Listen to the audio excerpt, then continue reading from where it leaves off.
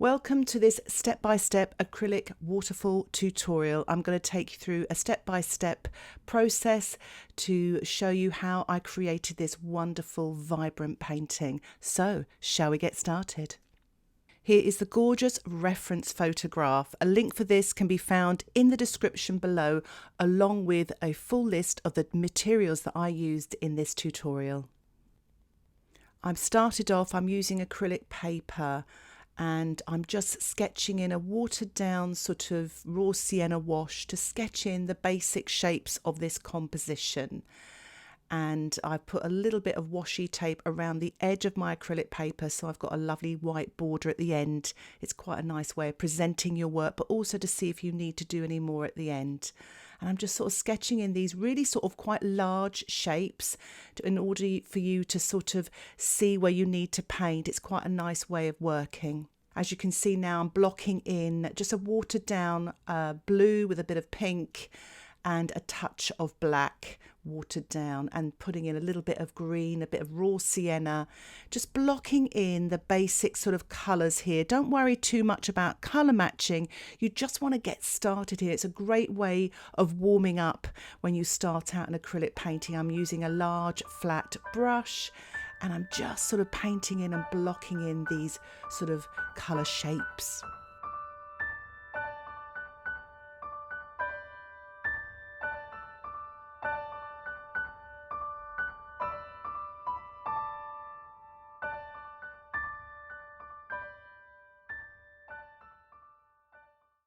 I've allowed my painting to dry, and this is the next stage. And I'm just mixing up a little bit of the green with the raw sienna and a little bit of yellow, and just sort of painting on the different greens and just blocking in now colours, not adding any water to the paint now, just using the acrylics straight from the tube and just sort of painting in again these sort of shapes that you can see. So half close your eyes and try to colour match, and try and experiment, because the great thing about acrylics is if it doesn't work, you can just paint over the top afterwards. But there's some lovely dark shapes here as well. I'm using the black, the blue, the magenta, maybe a touch of green to get these lovely, yummy dark colours.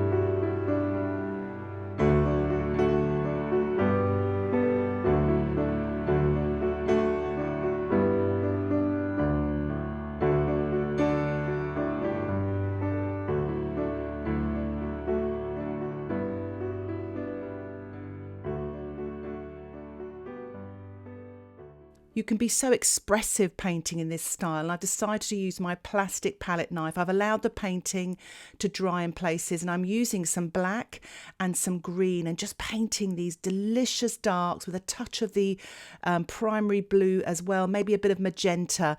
Keep your darks colourful, don't have them sort of black and flat. They'll almost look like a hole in your paper. You want to create depth, so this is a great way of doing it. I'm using a little bit of the black and the blue with the palette knife and just pulling it along the paper to create some textures. It's really nice. If you don't like what you do, you can just wipe off as well with a damp paper towel.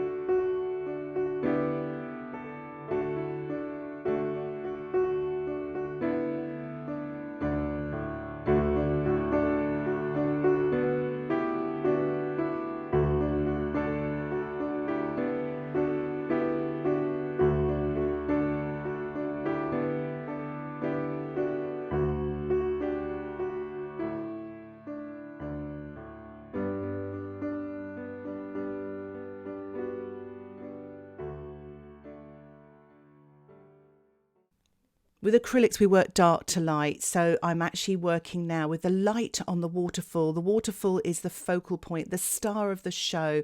I'm using my fingers to blend as well here, and I've dried in between stages, working dark to light.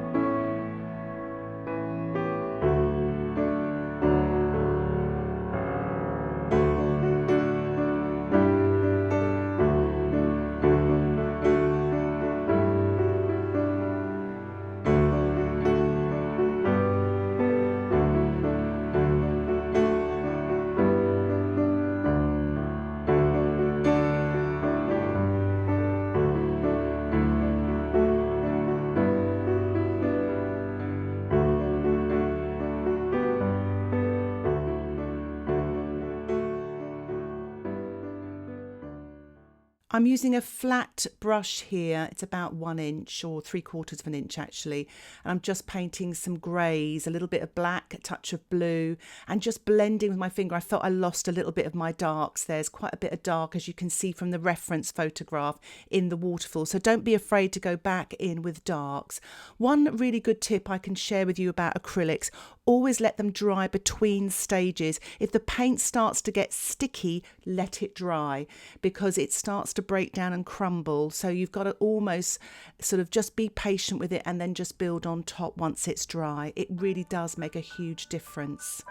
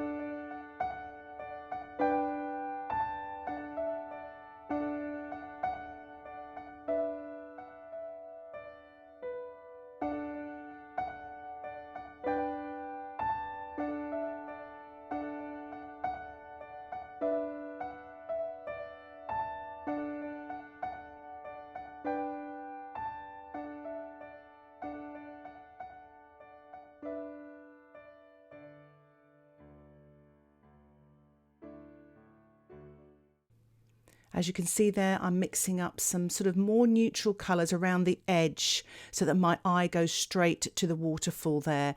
And I've used a little bit of the blue, touch of pink, touch of black, and a touch of white. So it's quite a greyish colour.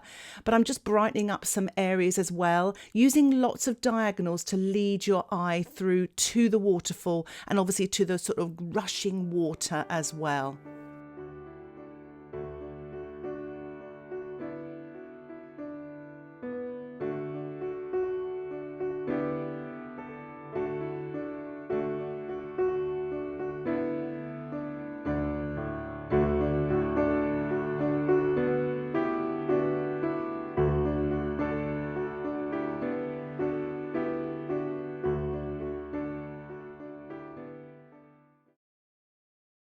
You can see there I swapped to a smaller brush. So I'm just putting in details now, lights, darks, and, you know, just really homing in and tidying up almost, especially around the top here where the waterfall is sort of coming from between the trees there and coming down, sort of gushing down there. So I'm just really sort of tidying that up there with this very small brush, using some dark paint, a bit of black and blue mixed together there.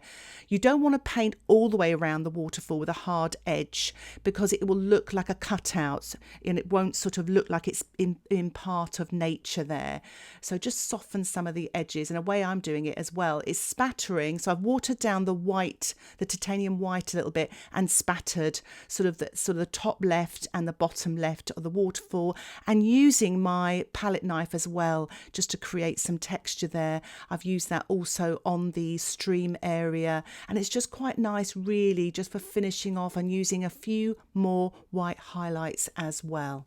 I've removed the washi tape, so it's got a really nice white border, and you can assess now whether you need to do any more. But I really like it. I've sort of finished off those trees in the top right hand corner just to give a little bit more detail and balance to the waterfall. And I'm really pleased with it. I really hope this has inspired you to maybe have a go at painting this waterfall. If you have any comments, please put them in the comments section below. And if you like this tutorial, why not subscribe to my YouTube channel, where you will get updates of my latest tutorials. Thank you so much for watching. Happy painting. Bye for now.